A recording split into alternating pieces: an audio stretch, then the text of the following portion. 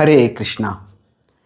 जो Los Angeles में कुछ समय पहले बहुत भीषण फायर्स हुए थे, उसके बारे में कुछ लोगों ने, कुछ क्रिश्चियन धर्मों के प्रचारक ने, कुछ मुस्लिम सेक्ट्स ने ऐसे कहा है कि ये भगवान का क्रोध व्यक्त हो रहा है। ये जो उससे जो भगवान के बारे में जो विश्लेषण हुआ है उसके बारे में मैं कुछ क्लैरिफिकेशन देना चाहूँगा। ऐसे हो सकता है कि जो भक्तों ने पहले वीडियो बनाए हैं वो वेल इंटेंशनड हो, पर गीता में बताते हैं 5:25 भगवान की good intention is not a substitute for good intelligence. कि अच्छे इरादे हो सकते हैं पर हमें अच्छी बुद्धि भी होनी चाहिए। तो मैं 4 दिशाओं से कैसे कि वो बताया गया था कि ये जो बड़ी भीषण अग्नि हुई वह भगवान का क्रोध था। यह मैं 4 दिशाओं से इसमें कैसे गलत है बताऊंगा।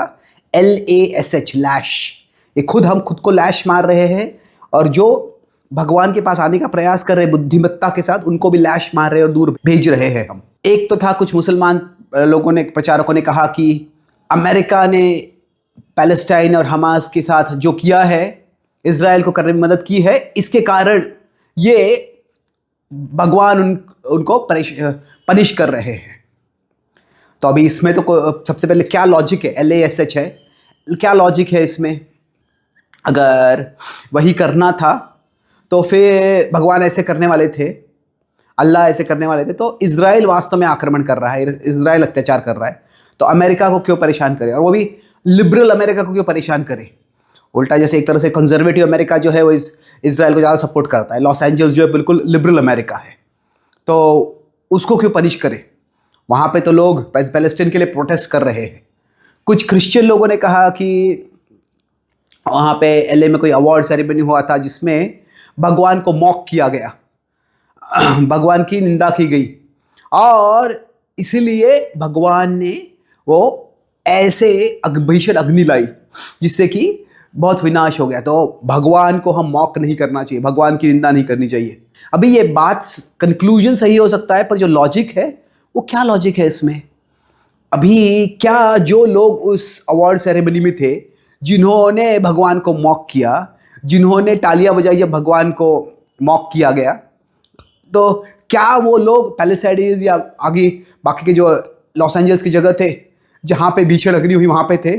कितने लोग उनमें से थे? वहाँ पे बहुत से लोग थे जो न तो उस सेरेमनी में थे, न तो उस सेरेमनी में जो हुआ उसका समर्थन करते हैं। उनके साथ ऐसे क्यों हुआ? और अधिकांश लोग जो ऐसे बड़े बड़े सेरेमनीज में होते हैं उनके तो वो अमीर होते हैं, उनके पास कई घर होते हैं, उनका एक घर जल गया तो उनको ज़्यादा फर्क नहीं पड़ता है। पर यहाँ पे बहुत से ऐसे लोग थे जिनका वो एक ही घर था और वो जल गया और फिर उनका विनाश हो गया। उनकी क्या गलती थी उसमें? तो ये जो लॉजिक है, अगर हम कहते हैं B happened because of A, ये चीज़ इसके कारण हुई, तो हमको क्या हर जगह पे जब B हुआ है तो A हुआ है क्या? हर जगह पे जब A हुआ है तो B हुआ है क्या? ये देखना चाहिए। तो जिन लोगों ने भगवान के प्रति अपराध नहीं किया, अपमान नहीं किया, उनको क्यों परेशानी हुई इसके कारण? और फिर अनेक जगहों पे भगवान के प्रति इतना अपमान और अपराध होता है उनका, क्या वहाँ पे क्यों कुछ नहीं होता है? अभी बांग्लादेश में हिंदुओं पे, भक्तों पे इतने अत्याचार हुए हैं पिछले कई महीनों में, वहाँ पे कोई बड़ी अग्नि क्यों नहीं हुई? वहाँ पे तो मंदिर भी तोड़े गए हैं, वहाँ पे कुछ नहीं हुआ है। तो अभी हम देखते हैं कि छावा मूवी आया, इसमें संभाजी महाराज पे इतना अत्याचार हुआ, उसके बाद में औरंगजेब के राज्य में कहीं बड़ी अग्नि नहीं हुई। तो जब ऐसे कुछ नहीं होता है, अभी रिचर्ड डॉकिंस, ये सब एथीस्ट में से एक सबसे बड़ा एथीस्ट माना जाता है, उसने भगवान की बहुत निंदा की है और भगवान को निंदा करने के लिए एक 20 से ज़्यादा एडजेक्टिव दिए हैं उनको कि तो फिर वह तो अभी बूढ़ा हो गया, फिर भी अच्छे स्वास्थ्य में है, अच्छा भी प्रसिद्धि है उसको, भगवान ने उसको कुछ नहीं किया। जब ऐसे कुछ नहीं होता है अपमान करने पे भगवान का, तो फिर हम कहते हैं कि भगवान का जो प्लान है वो अचिंत्य है, हमें पता नहीं चलता है। तो अगर वो भगवान का प्लान उस समय अचिंत्य है तो यहाँ पे क्यों अचिंत्य नहीं है? यहाँ पे हमें कहाँ से जानकारी हो गई कि ये भगवान का प्रति हमने अपमान किया था इसलिए ये हो गया है? और जब हम भगवान तक एस्केलेट कर देते हैं ऐसी चीज़ को, तो जो इमीडिएट कॉज है उसको हम देखते नहीं हैं।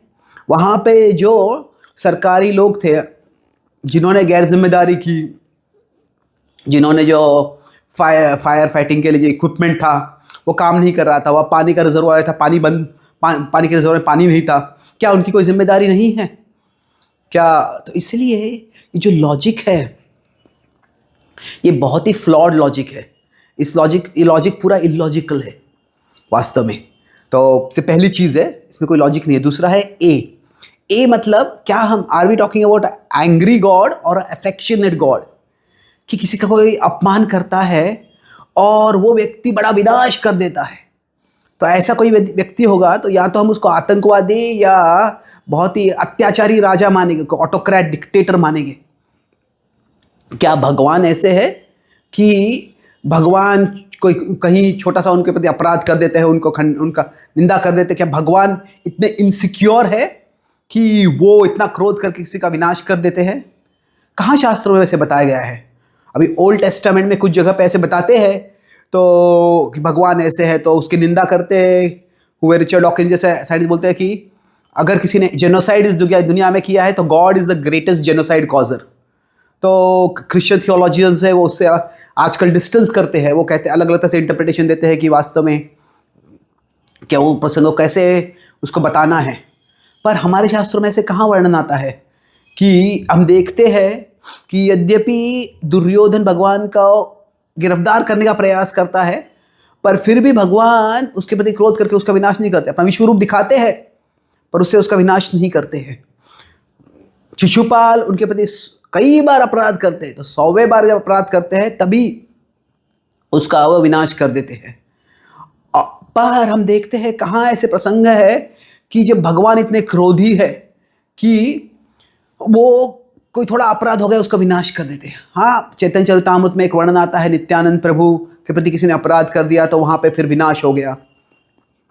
पर क्या ये नित्यानंद प्रभु ने किया? और जब इस प्रकार से हुआ है, क्या यही स्टैंडर्ड है गॉड का? क्या शास्त्र बताते हैं कि भगवान इतने क्रोधी है? क्या भगवान करुणा मूर्ति है, करुणा सागर है या क्रोध सागर है?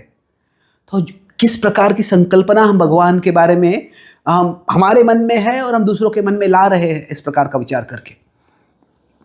तो वही नित्यानंद प्रभु ने एक बार वैसे किया है, पर वही नित्यानंद प्रभु ने जिन्होंने जगाई बजाई उन पर आक्रमण किया, को मारने का प्रयास किया, उनका खून भी बहाया, उनके प्रति कल्याण नित्यानंद प्रभु ने करने के लिए चैतन्य महाप्रभु से याचना की। तो वो भी तो भगवान का पहलू है। तो जो ये इस प्रकार का कोई अत्याचारी राजा होगा उसकी कौन पूजा करने वाला है, उसके प्रति कौन समर्पित होने वाला है? तो भगवान ऐसे कदापि नहीं है। तीसरा है, क्या ये स्क्रिप्चुरल है या ये सेल्फ कॉन्ग्रेचुलेटरी है कि हमारा धर्म सही है, हम कितने महान हैं, ये शास्त्रों के अनुसार हम बता रहे हैं, या ये हम खुद को ही कॉन्ग्रेचुलेट करने के लिए कुछ तर्क निकाल रहे हैं यहाँ पे? अभी हर धर्म जो होता है वह अपने सत्य को स्थापित करने के लिए निसर्ग में जो हुआ है उसका इंटरप्रिटेशन देने का प्रयास करता है।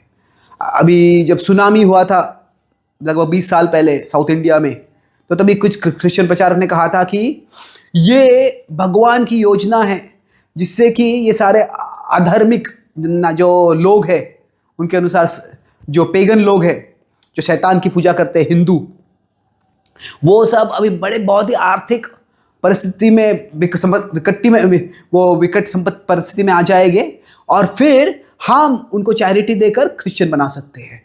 वैसे नेपाल में एक भूकंप हो गया था तो उसने कहा था, ऐसे क्रिश्चियन प्रचारक ने कहा था कि जब भगवान ने ही खुद ये शैतान की पूजा करने वाले मंदिर तोड़े हुए हैं तो अभी हमारे लिए मौका है कि हम वो मंदिर बनने के जगह पे हम बड़े बड़े चर्च वहाँ पे बना देंगे। तो जब कोई दूसरे धर्म का व्यक्ति ऐसे बोलता है तो हमें ये कितना विकृत लगता है। पर जब हम बोलते हैं तो हम बोलते हैं कि हम हमारे भगवान के बारे में बात नहीं कर रहे, हम इन जनरल भगवान के बारे में बात कर रहे हैं। तो ये एक तरह से चीप शॉट्स लेने जैसे है।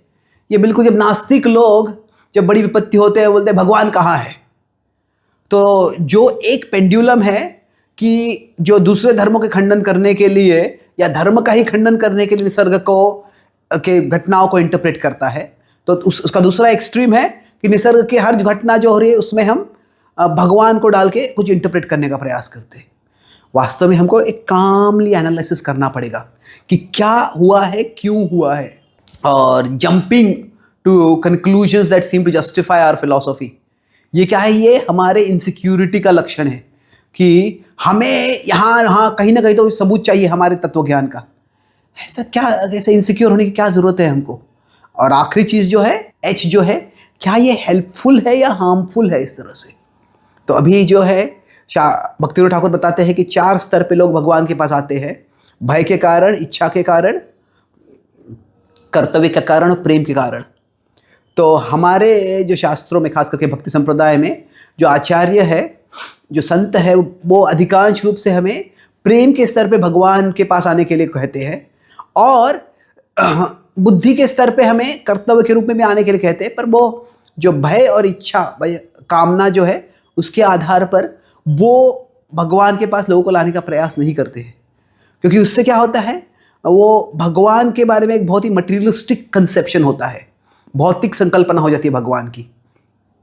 हमारे शास्त्रों में पंचम स्कंद में नरक का वर्णन है, पर प्रभुपाद जी ने बहुत ही कम जगह पे, लगभग कहीं भी इन्होंने ऐसे प्रचार नहीं किया है कि तुम अब भगवान की भक्ति करो नहीं तो तुम नरक में जाओगे।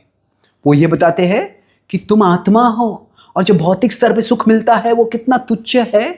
तुम बुद्धि से समझो कि तुम्हारे लिए कितना बड़ा विशाल सुख और तुम्हारे जीवन के कितना विशाल अर्थ है, और क्यों छोड़ रहे हो तुम इस तुच्छ सुख के लिए? तो बुद्धि के स्तर पे हमें प्रचार करके भगवान भक्त जो है भक्ति संप्रदाय में प्रेम की ओर अप्रोच करने के लिए कहते हैं। तो आजकल के समाज में भय के स्तर पे अगर कोई प्रचार करता है तो उसके लिए भी कुछ ऑडियंस होता है, पर जितने लोग उससे आकर्षित हो गए, वो अधिकांश लोग जो होते हैं वो भी संकीर्णवादी होते हैं, जो इमोशंस के द्वारा मैनिपुलेट हो जाते हैं और फिर बहुत कुछ कर देते हैं। खास करके जो एक्सट्रीमिस्ट इंटॉलरेंट रिलीजन्स है, वो अधिकांश रूप से फियर के स्तर पे कि अरे वो लोग इतने बुरे हैं, वो लोग नास्तिक है, वो लोग ऐसे हैं, वो लोगों को भय के स्तर पे उकसाते हैं और फिर रायट्स करवाते हैं, उनको टेररिस्ट बनवाते हैं। तो जो ऐसे इंटॉलरेंट लोग अगर भय के स्तर पे आते हैं, खुद की इनसिक्योरिटी है, वो खुद इनसिक्योर है, इसलिए सोचते हैं कि भगवान भी इनसिक्योर है। उनके प्रति अपराध होता है तो वो कहते हैं कि अरे भगवान के, उनको गुस्सा आता है, उनके कोई चैलेंज करता है तो वो ऐसे सोचते हैं कि भगवान भी इनसिक्योर है, और भगवान को कोई चैलेंज करेगा, भगवान को क्रिटिसाइज करेगा तो भगवान भी, जैसे कोई इनसिक्योर व्यक्ति बहुत क्रोधित हो जाता है तो वैसे ही भगवान भी क्रोधित हो जाते हैं। तो ऐसी संकल्पना होती है, उससे अधिकांश आजकल के समाज में लोग हैं वो भगवान से एलिनेट हो जाते हैं, दूर चले जाते हैं भगवान से। कुछ साल पहले एक मूवी आया था पीके, जिसमें बताया गया था कि जो डर गया वो मंदिर गया। तो अभी वो भ्रांत धारणा है, जो डर गया, डर के कारण लोग बहुत कुछ करते हैं, जो थेरेपिस्ट के पास जाते हैं, जो डर जाता है, मन में चिंता होती है तो पीके मूवी देखने जाते हैं।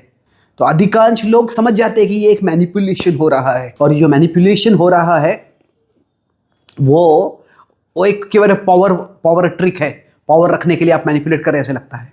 तो हमारे शास्त्रों में हमें बुद्धिमत्ता के स्तर पे लोगों को कितने भगवान प्रेम से पूर्ण है ये दिखाना है, और उस स्तर पे लोगों को आकर्षित करना है।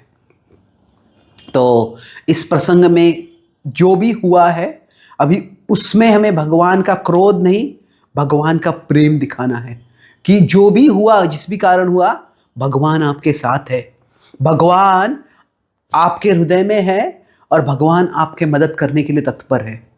इस जगत में the cause of suffering is very very difficult to know. बहुत मुश्किल है समझना दुख क्यों आता है, पर दुख क्यों किसी भी कारण से क्यों नहीं आया हो, God is our comfort amid suffering, and God is the ultimate cure for our suffering. कि भगवान हमें दुख में राहत, शांति देने के लिए तत्पर है, और हमें अंत में दुख से परे ले जाने के लिए तत्पर है। तो वो जो भाव है उस पर हमें ज़्यादा एम्फसाइज करना है। धन्यवाद। हरे कृष्णा।